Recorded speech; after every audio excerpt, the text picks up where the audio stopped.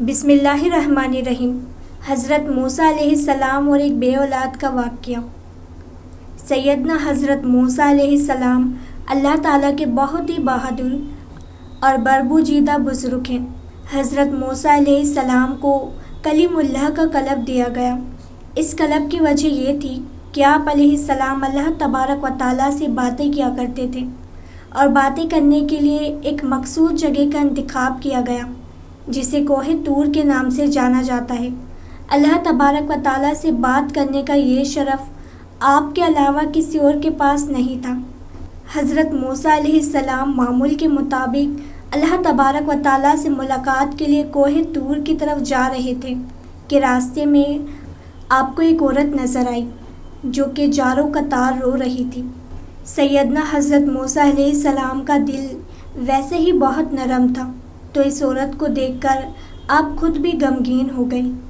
حضرت موسیٰ علیہ السلام سے رہا نہ گیا اور اس عورت سے اس کی پریشانی کا سبب پوچھا۔ اس عورت نے حضرت موسیٰ علیہ السلام سے روتے ہوئے بتایا کہ وہ بے اولاد ہے اور لوگ اسے بے اولاد ہونے کا طعنہ دیتے ہیں۔ اس عورت نے حضرت موسیٰ علیہ السلام سے گزارش کی کہ وہ اللہ تبارک و تعالیٰ سے یہ دریافت کرے کہ اس کو کبھی اولاد ہوگی یا نہیں۔ وہ عورت جانتی تھی کہ حضرت موسیٰ علیہ السلام اللہ تبارک و تعالیٰ سے ہم کلام ہوتے ہیں۔ حضرت موسیٰ علیہ السلام نے اس عورت کو یقین دلایا کہ وہ اللہ تعالیٰ سے اس معاملے کا ذکر ضرور کریں گے، اور اس کے بعد آپ علیہ السلام پھر سے کوہ طور کی طرف روانہ ہو گئے۔ اللہ تبارک و تعالیٰ سے ملاقات کے دوران ہی حضرت موسیٰ علیہ السلام نے اس عورت کا ماجرا بیان کیا، تو اللہ تعالیٰ نے حضرت موسیٰ علیہ السلام کو بتایا کہ اس عورت کی قسمت میں یہی لکھا ہے کہ اسے کبھی اولاد نہیں ہوگی، اور اس عورت کو چاہیے کہ اس پر جو آزمائش آئی ہے اس پر صبر کرے۔ حضرت موسیٰ علیہ السلام یہ بات سن کر بہت غمگین ہو گئے۔ آپ حضرت موسیٰ علیہ السلام کوہ طور سے واپس لوٹ کر آ رہے تھے، تو راستے میں وہ عورت اسی جگہ بیٹھی ہوئی ملی۔ وہ عورت حضرت موسیٰ علیہ السلام کا ہی انتظار کر رہی تھی۔ آپ علیہ السلام کو دیکھتے ہی آپ کے پاس آئی۔ حضرت موسیٰ علیہ السلام نے اللہ تبارک و تعالیٰ کا فیصلہ سنایا۔ عورت یہ سن کر اور زیادہ رونے لگی۔ حضرت موسیٰ علیہ السلام نے اس عورت کو تسلی دی اور یہ بھی سمجھایا کہ اللہ تبارک و تعالیٰ کے ہر فیصلے میں بہتری ہوتی ہے، اور یہ بھی کہا کہ تم صبر سے کام لو اور اللہ تبارک و تعالیٰ پہ بھروسہ رکھو۔ اولاد اللہ تبارک و تعالیٰ کی دین ہوتی ہے، وہ جسے چاہے بیٹی عطا فرمائے یا جسے چاہے بیٹے، اور جسے چاہے دونوں ہی عطا فرمائے۔ اس واقعے کو بہت عرصہ گزر چکا تھا۔ ایک دن اس عورت کے گھر کے قریب ہی سے ایک درویش روٹی کا سوال کر رہا تھا۔ عورت کے کان میں جب اس درویش کی صدا پڑی تو اسے رک جانے کا کہا، اور کچھ دیر بعد اس کے لیے روٹی لے کر آئی۔ پھر درویش نے عورت کو اولاد عطا ہونے کی دعا دی، اور ایسا ہوا کہ اللہ تبارک و تعالیٰ نے اس درویش کی دعا قبول کر لی، عورت کو اولاد کی نعمت سے نواز دیا۔ جب اس بات کی خبر حضرت موسیٰ علیہ السلام کے پاس پہنچی تو آپ علیہ السلام بہت حیران ہوئے، کیونکہ اللہ تبارک و تعالیٰ نے تو انہیں بتایا تھا کہ اس عورت کی قسمت میں اولاد کا نہ ہونا لکھا ہے، تو یہ کیسے ممکن ہوا؟ پھر جب حضرت موسیٰ علیہ السلام دوبارہ اللہ کے پاس کوہ طور پر گئے تو اس عورت کے معاملے کے بارے میں بھی دریافت کیا کہ جب میں نے آپ سے پوچھا تھا کہ اس عورت کی اولاد ہوگی یا نہیں، تو اے میرے پروردگار، آپ نے فرمایا تھا کہ اس عورت کی مقدر میں اولاد ہے ہی نہیں، تو یہ کیسے ممکن ہوا؟ اللہ تبارک و تعالیٰ نے حضرت موسیٰ علیہ السلام کے سامنے ایک شرط رکھی۔ آپ علیہ السلام کو انسان کا گوشت لانے کا کہا۔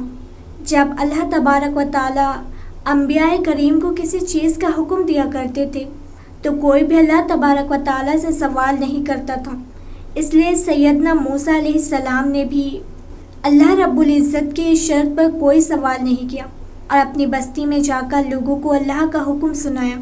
بستی کے لوگوں کو اللہ تبارک و تعالیٰ کا حکم بہت عجیب لگا، اور سب کے دلوں میں خوف بیٹھ گیا کہ کہیں یہاں خون ریزی نہ ہونے لگے۔ جب کوئی بھی اپنا گوشت دینے پر راضی نہیں ہوا تو حضرت موسیٰ علیہ السلام مایوس ہو کر اللہ تبارک و تعالیٰ کے پاس کوہ طور پر جانے لگے۔ سیدنا حضرت موسیٰ علیہ السلام کوہ طور کی طرف جا ہی رہے تھے کہ راستے میں ان کو ایک درویش بیٹھا نظر آیا۔ اس درویش کی آنکھ بند تھی اور چہرہ آسمان کی طرف اٹھا ہوا تھا۔ اس درویش کی زبان پر بس اللہ اللہ کا کلمہ جاری تھا۔ حضرت موسیٰ علیہ السلام اس درویش کے پاس گئے اور اسے اللہ تبارک و تعالیٰ کا حکم سنایا۔ اس درویش نے آنکھیں کھول کر آپ کی طرف دیکھا اور اپنا بازو حضرت موسیٰ علیہ السلام کے آگے کر دیا اور کہا کہ میں حاضر ہوں۔ اس درویش نے حضرت موسیٰ علیہ السلام سے چھری لی اور اپنے بازو سے گوشت کاٹ کر پلیٹ میں رکھ دیا۔ پھر آپ علیہ السلام اپنی منزل کی طرف روانہ ہو گئے۔ آپ علیہ السلام ابھی کچھ دور ہی گئے تھے کہ اس درویش نے آپ کو پکارا اور کہا کہ ہو سکتا ہے کہ اللہ تبارک و تعالیٰ نے گردن کا گوشت مانگا ہو۔ پھر اس درویش نے اپنے گردن کا گوشت کاٹ کر آپ علیہ السلام کی پلیٹ میں رکھ دیا۔ حضرت موسیٰ علیہ السلام نے پھر سے کوہ طور کی طرف قدم بڑھا دیا۔ اس درویش نے آپ کو پھر سے روک لیا اور کہا کہ ہو سکتا ہے اللہ تبارک و تعالیٰ نے سینے کا گوشت کہا ہو، اور پھر اس نے اپنے سینے کا گوشت بھی کاٹ کر پلیٹ میں رکھ دیا۔ اس کے بعد اس نے اپنے جسم کے مختلف حصوں کا گوشت کاٹ کر پلیٹ میں رکھ دیا۔ حضرت موسیٰ علیہ السلام نے اس گوشت سے بھری پلیٹ کو کوہ طور پر اللہ تبارک و تعالیٰ کے سامنے پیش کیا۔ اللہ تبارک و تعالیٰ نے حضرت موسیٰ علیہ السلام سے پوچھا کہ یہ گوشت کس سے لائے ہو؟ تو حضرت موسیٰ علیہ السلام نے سارا قصہ بیان کر دیا۔ اللہ تبارک و تعالیٰ نے فرمایا، اے موسیٰ، یہ میرے بندے کا مجھ سے عشق ہے، اور اس عشق کی حد دیکھو کہ اس نے اپنی تکلیف کا نہیں سوچا، بلکہ میری رضا اور خوشی کی خاطر اپنے جسم کا گوشت کاٹ کر تمہارے سامنے رکھ دیا۔ اے موسیٰ، اب مجھے تم خود بتاؤ کہ جو میرا بندہ مجھ سے عشق میں خود سے بھی بے پرواہ ہے کہ جب وہ مجھ سے کوئی سوال کرے تو میں اس کی دعا کیوں نہ قبول کروں گا؟ اے موسیٰ، یہ میرا وہی بندہ ہے جس نے مجھ سے اس عورت کے حوالے سے سوال کیا تھا۔ میرے اس نیک بندے نے ہی اس عورت کے لیے مجھ سے دعا کی تھی، تو بھلا میں کیسے اس حاجات کو پوری نہیں کرتا؟ یہی وجہ ہے کہ میں نے اس کی تقدیر میں لکھے کو پلٹ دیا۔ جو بندے میری خاطر اپنے آپ کو قربان کرنے کے لیے راضی ہو جاتے ہیں تو میں ان کی بات کو کیسے رد کر سکتا ہوں؟ موسیٰ علیہ السلام اللہ کی یہ بات سن کر بہت حیران اور خوش ہوئے۔ اس چھوٹے سے قصے سے ہمیں یہ سبق ملتا ہے کہ اللہ تعالیٰ نے جو بھی ہمارے زندگی میں عطا کر رکھا ہے اس پر اللہ کا شکر ادا کرنا ہے اور دوسروں کی مدد کے لیے ہمیشہ تیار رہنا ہے۔ ہم لوگوں کو یہ پتہ نہیں رہتا کہ کون سا عمل اللہ تعالیٰ کو پسند آ جائے اور آپ کا کام ہو جائے، اور جب بھی اللہ تعالیٰ کے لیے قربانی دینے کا موقع ملے تو اپنی جان دینے سے بھی پیچھے نہ ہٹے۔ اللہ تعالیٰ ہمیں نیک عمل کرنے کی توفیق عطا فرمائے، آمین۔